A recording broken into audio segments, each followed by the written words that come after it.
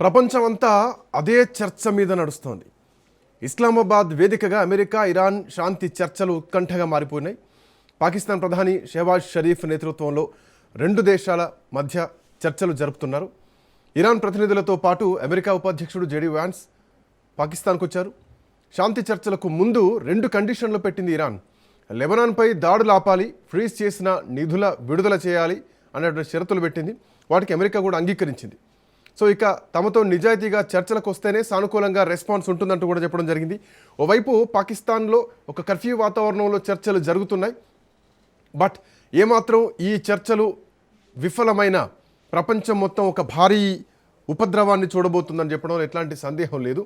So ఏం జరగబోతుంది, ఎట్లాంటి పరిణామాలు ఉండబోతున్నాయి? బండారు రామ్మోహన్ రావు గారు మనతో పాటు జాయిన్ అయ్యారు. రామ్మోహన్ రావు గారు నమస్తే. నమస్తే శ్రీకాంత్. యా, సో మొత్తానికి ఇస్లామాబాద్ వేదికగా చర్చలు జరుగుతున్నాయి. ఈ చర్చలు ఏమైనా జరగవచ్చు, సఫలం కావచ్చు, విఫలం కావచ్చు, లేదంటే ఇది ఒకరోజే జరుగుతుందా, కంటిన్యూస్గా ఎన్ని రోజులు చర్చలు ఉండొచ్చు అనేది ఒక ముఖాముఖి చర్చకు ఈరోజు సాయంత్రం బహుశా అవకాశం ఉంది. బట్ ఇందులో ఇరాన్ ఒక మాట అంటుంది, సార్ అమెరికా ఫస్ట్ అనే నినాదంతో మాకు ఇబ్బంది ఏమి లేదు, అట్లా కాదని ఇజ్రాయెల్ ఫస్ట్ అంటే మాత్రం ఊరుకుంది లేదని చెప్పేసి ఒక సంచలనమైనటువంటి స్టేట్మెంట్ ఇచ్చింది. సో ఎట్లా చూడాలి ఈ చర్చల్ని? కాకి పిల్ల కాకి ముద్దు, ఎవడికి వాడు మన దేశం గొప్పదంటే నచ్చం లేదు, కానీ ఇంకో దేశం దుర్మార్గమైంది అంటే కష్టం ఉంటుంది. అందుకని పాకిస్తాన్ రక్షణ శాఖ మంత్రి అవాకులు చెవాకులు పేలి ఇజ్రాయెల్తో తిట్టినట్టు చూసినాం కదా మనం నిన్ననే. ఇజ్రాయెల్ గురించి దుర్మార్గమైన దేశం, ఇజ్రాయెల్ పనికిరాని దేశం, ఇజ్రాయెల్ తీవ్రవాద దేశం అన్నాడు. అంటే మధ్యవర్తి అట్లా అప్పుడు మాట్లాడొద్దు కదా.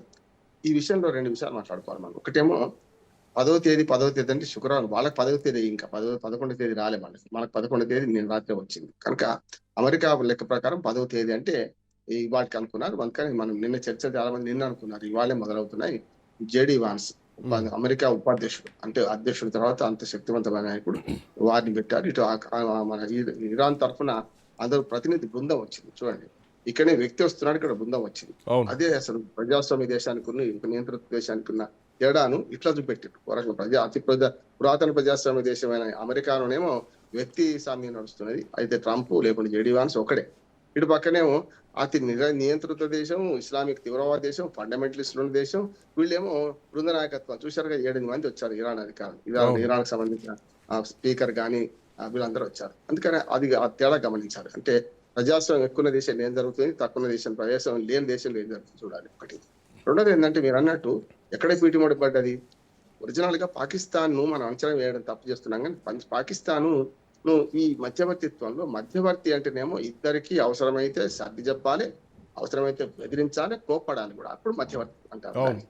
కేవలం వీళ్ళు ఏంటంటే బ్రోకరా, లేకుంటే ఇద్దరి మధ్యన కేవలం టేబుల్ ఇచ్చి కూర్చునేవాడు చూడాలి. స్పెక్టేటరా, ఇప్పుడు పాకిస్తాన్ స్పెక్టేటరా మధ్యవర్త? నేనైతే స్పెక్టేటర్ అంటున్నాను, కానీ స్పెక్టేటర్ కంటే ఎక్కువ, మధ్యవర్తి కంటే తక్కువ, ఈ రెండింటి మధ్యన చూస్తున్నాడు. ఎప్పుడు నేను చెప్తున్నాను, ఢిల్లీ ప్రభుత్వానికి మున్సిపాలిటీకి ఎక్కువ, మనకు రాష్ట్ర ప్రభుత్వం తక్కువ. ఇక్కడ కూడా అంతే, స్పెక్టేటర్ కి ఎక్కువ, మధ్యవర్తికి తక్కువ ప్రవర్తిస్తుంది పాకిస్తాన్.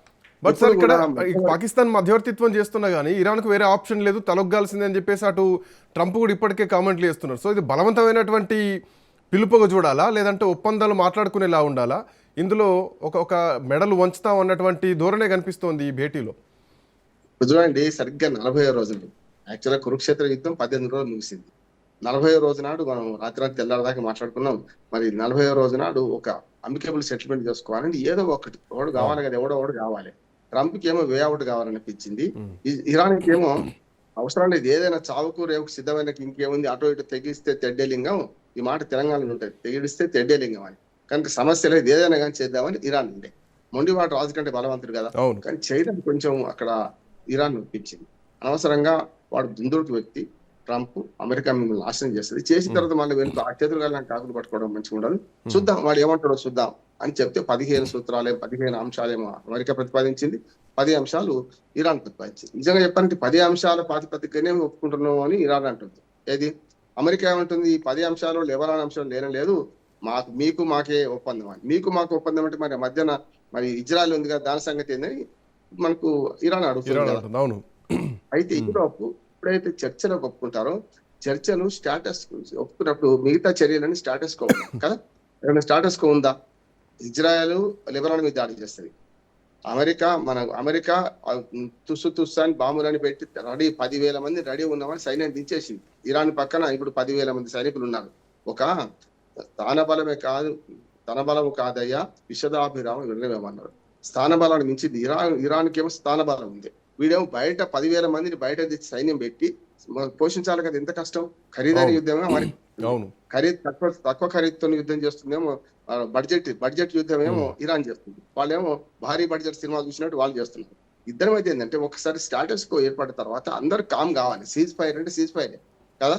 అందుకని ఇరాన్ ఏమన్నది, ట్రిగ్గర్ మీద వేలు అట్లాగే ఉంది, మేము ఊరుకోలేదు, మీరు ఒక్కటంటే మేము 4 చేస్తానికి సిద్ధంగా ఇరాన్ అన్నాడు. అట్లా రెచ్చగొట్టి ట్రంప్ ఏమంటున్నాడు, హర్మోజ్ జలసంధిని విడుదల ఏం చేయిస్తామంటున్నాడు. నిన్న కూడా అదే మాట్లాడాడు. తప్పు కదా. హర్మోజ్ జలసంధిలో ఇప్పుడు కొత్తగా ఏంటంటే ఈ సీజ్ ఫైర్ ద్వారా మొన్నటిదాకా లేని కొత్త డిమాండ్ అమెరికాని తీసుకొచ్చింది శ్రీకాంత్. చూడండి ఇవరికి ఏమంటది అంటే దాని మీద సుంకం విధిస్తాం. అర్థమైంది, ఈ బాటిల్ నెక్ పట్టుకుంటే ఆ చికెన్ నెక్ పట్టుకుంటే మనకు కొంచెం లాభం అని అమెరికాకి అర్థమైంది. అమెరికా ఎప్పుడు కూడా తన ప్రయోజనాలు అంటే మా ఇంటికి వస్తే ఏం చేస్తాం, మీ ఇంటికి వస్తే ఏమి ఇస్తాం అనేది. కనుక అమెరికాకి అర్థమైందని ఈ హార్మోజ్ జలసంధిలో కొంచెం పట్టుకుంటే డబ్బులు వచ్చేటట్టుంది అనుకునేది. మనం ఇద్దరం మంచుకుందాం, అటు గల్ఫ్ దేశాలు నన్ను ఏమని నువ్వు నేను టోల్ వసూలు చేద్దామని ప్రతిపాదన పెట్టింది అమెరికా.